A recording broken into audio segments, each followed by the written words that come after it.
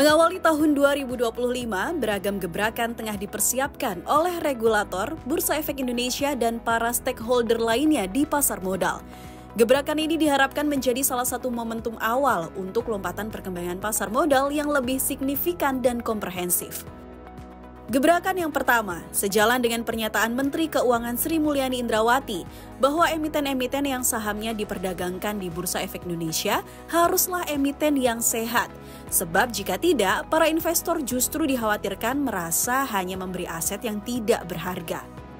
Tentunya kalau masyarakat sudah mulai mendiversifikasi tabungan dan menciptakan pendalaman, kita juga bertanggung jawab Pak Mahendra untuk agar saham-saham yang dijual belikan adalah saham-saham yang sehat, yang berasal dari fundamental perusahaan-perusahaan yang dikelola dengan tata kelola yang baik.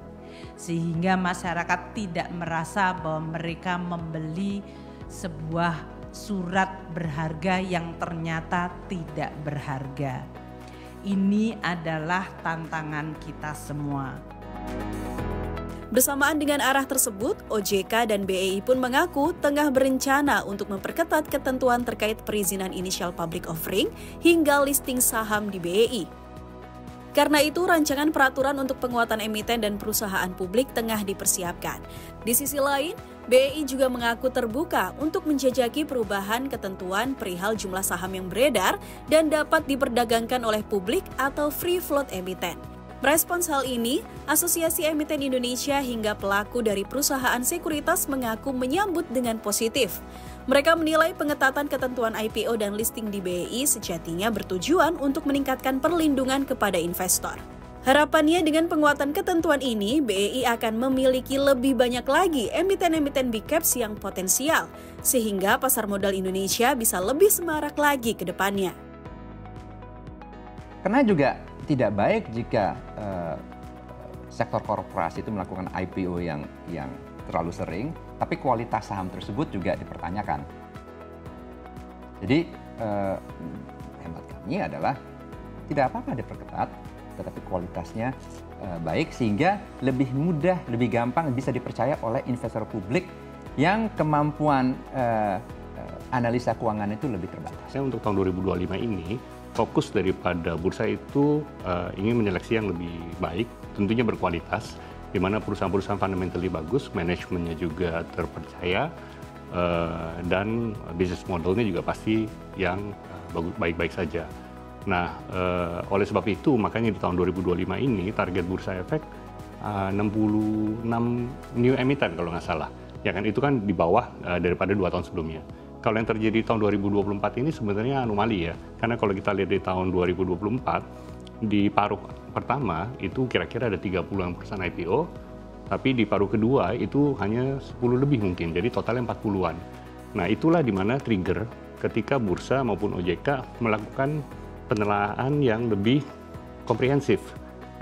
Bukan sebelumnya tidak komprehensif ya, tapi seleksi mereka untuk memberikan approval-nya jadi lebih tight lah gitu bahasanya. Asosiasi Emiten Indonesia mengingatkan jika semakin banyak emiten di BEI yang sehat, tentunya hal ini bisa meningkatkan kepercayaan publik terhadap pasar modal Indonesia. Di sisi lain, Asosiasi Emiten Indonesia juga berharap korporasi yang sudah go public bisa menjaga kualitas laporan keuangan dengan baik. Kemudian, manajemen ataupun pengurus emiten harus bisa mengkomunikasikan rencana pengembangan perusahaan dengan baik kepada investor. Seringkali kualitas laporan keuangan itu dipertanyakan. Ya, makanya ada restatement laporan keuangan itu kan mengusik kepercayaan investor. Karena investor itu khususnya investor di pasar saham, investor publik itu percayanya dengan laporan keuangan. Nah, kalau laporan keuangannya tidak bisa dipegang, kepercayaan mereka terhadap bursa saham negara itu juga bisa terpengaruhi. Yang kedua adalah kinerja perusahaan itu sendiri. Dan ini berkaitan dengan kemampuan direksi dan dewan komisarisnya dalam mengelola perusahaan tersebut. Apakah mengambil keputusan yang strategis yang akan menguntungkan bukan saja untuk pemegang saham mayoritas, tapi juga pemegang saham publik. Seringkali kepentingan pemegang saham mayoritas itu beda dengan kepentingan investor publik. Nah, ini yang mesti diselaraskan, tidaknya dikomunikasikan. Tak hanya perihal IPO dan kondisi emiten yang sahamnya diperdagangkan di BEI, OJK bersama dengan BEI pun memiliki komitmen yang kuat untuk memacu pertumbuhan pasar modal secara menyeluruh. Karena itu di awal Januari 2025 ini, OJK bersama BEI serta Self-Regulatory Organization lainnya yakni Clearing Penjaminan Efek Indonesia dan Kustodian Sentral Efek Indonesia sepakat untuk menambah exposure investasi luar negeri. Hal ini ditempuh dengan peluncuran produk derivatif baru, yakni kontrak berjangka indeks asing yang akan menggunakan indeks atas efek yang tercatat di bursa luar negeri sebagai aset dasar atau underlying asset. Harapannya, produk ini dapat dimanfaatkan oleh investor untuk mendapatkan exposure atas pergerakan indeks dengan konstituen saham-saham di luar negeri. Tak hanya berhenti di peluncuran kontrak berjangka indeks asing, BEI dan OJK juga berencana untuk meluncurkan produk baru, yaitu Exchange Traded Fund atau ETF emas yang diharapkan bisa hadir di tahun ini. ETF emas adalah salah satu instrumen investasi yang berfungsi sebagai reksadana yang dapat diperdagangkan di bursa saham. Kendati underlying asetnya merupakan komoditas emas, sehingga harga produk ini pun mengikuti pergerakan harga emas di pasar. Belakangan ini pergerakan harga emas memang cukup fantastis dan terus-menerus melesat. Apalagi di saat ketidakpastian global masih ada, laju emas justru semakin berkilau. Merespons rencana BEI dan OJK ini, kalangan manajer investasi mengaku siap untuk mendukung pengembangan produk alternatif investasi ini.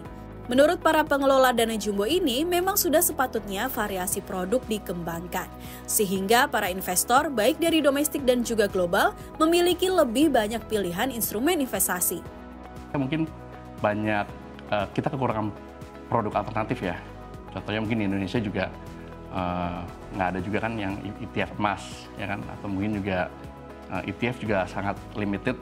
Concentrated banget di equity index dan bahkan ada beberapa di obligasi cuma mungkin tidak seaktif seperti di negara lain. Jadi mungkin option kita untuk berinvestasi ini produknya sangat limited gitu. Jadi mungkin ya bagus juga sih kalau misalnya dari ADX dan dari OJK juga mencoba untuk merumuskan ini kemudian hari. Salah satu contohnya seperti Thailand yang mereka mungkin lebih open minded terkait produk yang lebih inovatif dan lebih dan menarik gitu untuk investor. Beriringan dengan rencana penambahan produk alternatif investasi baru, para manajer investasi juga mengaku siap untuk berkolaborasi bersama BEI maupun OJK untuk bersama meningkatkan pemahaman masyarakat, baik yang sudah menjadi investor ataupun yang baru akan memulai investasi terhadap produk-produk yang dapat dipasarkan di industri aset manajemen. Pasalnya, kalangan manajer investasi pun menyadari pemahaman terhadap pasar modal sangat penting, sebab pemahaman terhadap suatu produk dapat membantu investor untuk memilih instrumen investasi. Seiring dengan peningkatan demand, harapannya aset-aset investasi di BEI bisa semakin liquid secara merata. Bilang yang pertama harus literasi. Kalau memang nantinya ada insentif pajak atau apapun insentif dari pemangku kebijakan, wah, sangat apresiasi.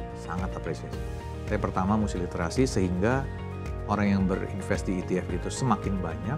Ya. Kalau saya bilang sih produk ETF sekarang udah cukup lah, lumayan. Tapi perlu partisipan, perlu orang yang lebih banyak. Seperti dealer partisipan kita untuk ETF aja cuma beberapa sekarang, mesti lebih banyak lagi. Ya. Intinya dengan literasi semakin banyak investor ETF sehingga ETF market menjadi lebih liquid. Yang secondary kalau Anda coba-coba iseng-iseng lihat itu bid ask spreadnya itu jauh banget. Yang artinya menandakan illiquid. Jadi saya bilang yang utama literasi dulu. Tak hanya berhenti dengan rencana penambahan produk baru, jelang akhir Januari 2025, BEI juga telah merilis ESG reporting yang tergabung pada sistem sarana keterbukaan informasi bagi perusahaan tercatat melalui Form E20 terkait laporan tahunan dan laporan keberlanjutan. Pengembangan ini diharapkan bisa mendorong penerapan aspek keberlanjutan dan environmental, social, and governance di pasar modal Indonesia, serta mendukung peningkatan tata kelola dan transparansi data ESG dari perusahaan tercatat di BEI. Dengan beragam pengembangan hingga rencana ke depan, harapannya pasar modal Indonesia akan tetap resilient dan juga semakin solid. Tak hanya sekadar menjadi tempat mencari modal ataupun cuan, tetapi pasar modal Indonesia juga bisa memberi kontribusi yang lebih jauh.